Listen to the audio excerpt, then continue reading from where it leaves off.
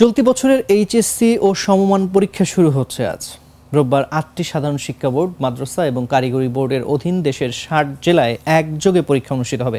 শুধু সিলেট বিভাগের ৪ জেলায় বন্যা পরিস্থিতির কারণে আজ জুলাই পর্যন্ত পরীক্ষা স্থগিত থাকবে। ৯ জুলাই থেকে প্রকাশিত সময়সূচি মেনে পরীক্ষা নেওয়া হবে। সময়সূচি অনুযায়ী প্রথম দিনে সাধারণ শিক্ষা বোর্ডগুলোতে বাংলা প্রথম পত্রের পরীক্ষা অনুষ্ঠিত হবে, আর মাদ্রাসা বোর্ডের অধীনে আলিমে কোরআন মজিদ এবং কারিগরি বোর্ডের অধীনে এইচএসসি বাংলা দ্বিতীয় পত্র বিষয়ের পরীক্ষা হবে।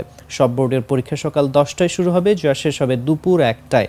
এদিকে বন্যা পরিস্থিতির কারণে সিলেট অঞ্চলের ৪টি জেলার এইচএসসি, আলিম এইচএসসি পরীক্ষা ৮ জুলাই পর্যন্ত স্থগিত করা হয়েছে। ৯ জুলাই থেকে এসব জেলায় পূর্ব ঘোষিত সময়সূচি মেনে পরীক্ষা অনুষ্ঠিত হবে। স্থগিত পরীক্ষাগুলোর সময়সূচি পরবর্তীতে প্রকাশ করবে স্ব শিক্ষা বোর্ড।